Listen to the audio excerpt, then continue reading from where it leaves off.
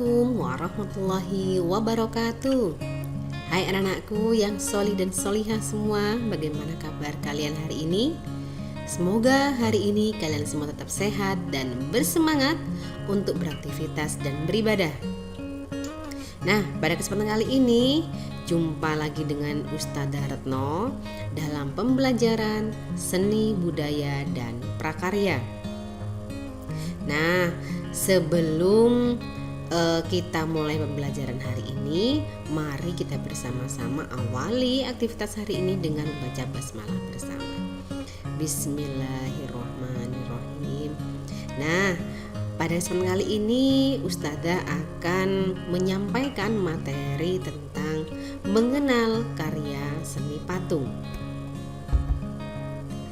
Nah, apa kalian sudah tahu apa sih patung itu? Ya, menurut Kamus Besar Bahasa Indonesia tahun 2008, patung adalah benda tiruan bentuk manusia dan hewan yang cara pembuatannya dapat dipahat. Dan patung termasuk dalam karya seni 3 dimensi yang dapat dilihat dari segala arah. Hal ini karena patung memiliki ukuran panjang, lebar, dan tinggi.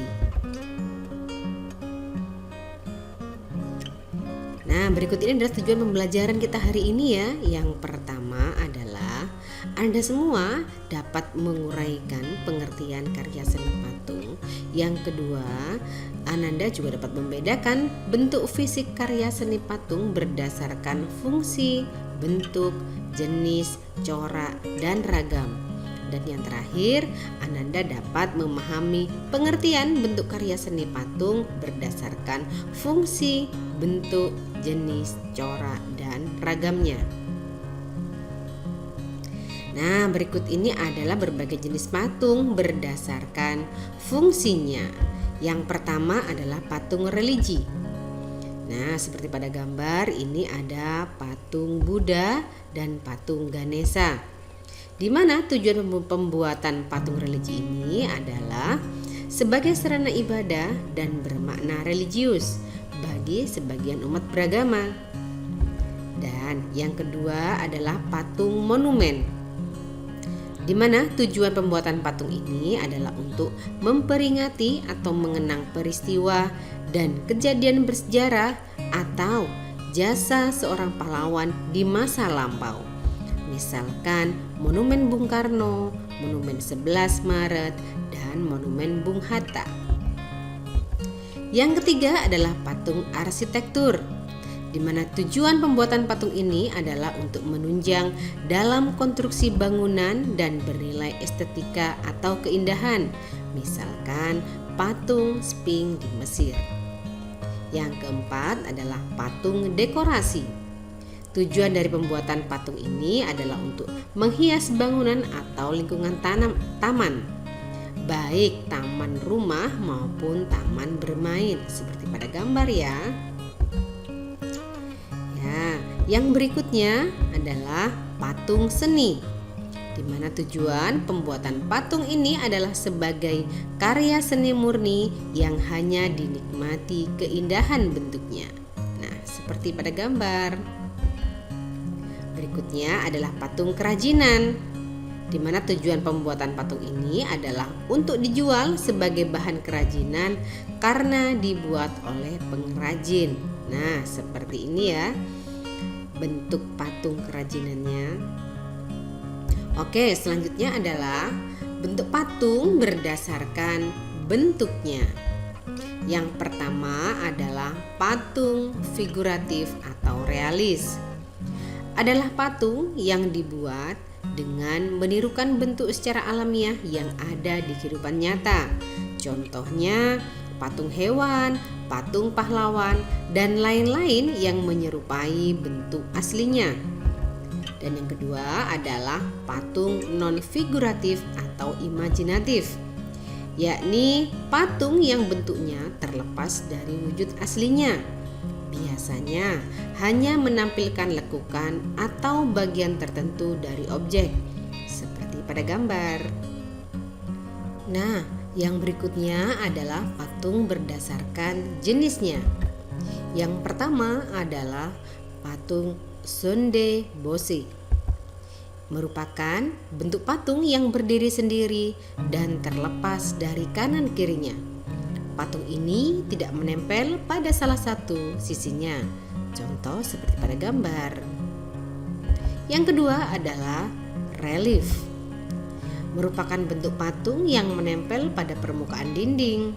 Relief ini biasanya menggambarkan tentang adegan sebuah cerita zaman dahulu. Nah, contohnya seperti ini adalah relief cerita Ramayana. Berikut patung berdasarkan coraknya. Yang pertama adalah corak imitatif, yakni patung tiruan dari bentuk alam makhluk hidup yang perwujudannya patung ini berdasarkan visio atau bentuk fisik baik anatomi, proporsi maupun gerak. Nah, contohnya seperti pada gambar. Nah, yang berikutnya adalah corak deformatif. Adalah patung yang bentuknya telah banyak berubah dari tiruan alam menjadi bentuk baru berdasarkan imajinasi pematung. Nah, contohnya sih pada gambar ini ya. Dan yang ketiga adalah patung corak non-figuratif, di mana secara umum corak ini sudah meninggalkan bentuk alam untuk perwujudannya. Corak abstrak dipengaruhi oleh aliran konstruksi. Patung ini dipandang sebagai bentuk konstruksi yaitu plat, kawat, kayu plastik, dan lain-lain.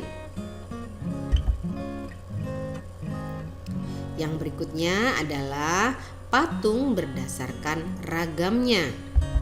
Yang pertama adalah patung dada, yakni patung ini menampilkan sebatas dari dada ke atas atau bagian kepala, seperti gambar patung Gajah Mada. Dan berikutnya adalah patung torso, yakni patung yang hanya menampilkan bagian badan dari dada, pinggang, dan panggul, seperti pada gambar. Yang berikutnya adalah patung lengkap, di mana patung ini menampilkan bagian badan dari atas sampai ke bawah atau seluruh objek, seperti pada gambar. Baiklah, sampai di sini dulu perjumpaan kita hari ini. Semoga materi ini bermanfaat untuk menambah wawasan Anda semua tentang karya seni patung. Dan kita akhiri dengan bacaan hamdalah bersama. Alhamdulillahirabbil alamin. Terima kasih. Jangan lupa tetap semangat beraktivitas, tetap rajin beribadah sholat 5 waktu dan murojaah, serta jaga kesehatan kalian semua. Baik, sampai jumpa di pertemuan berikutnya. Wassalamualaikum warahmatullahi wabarakatuh.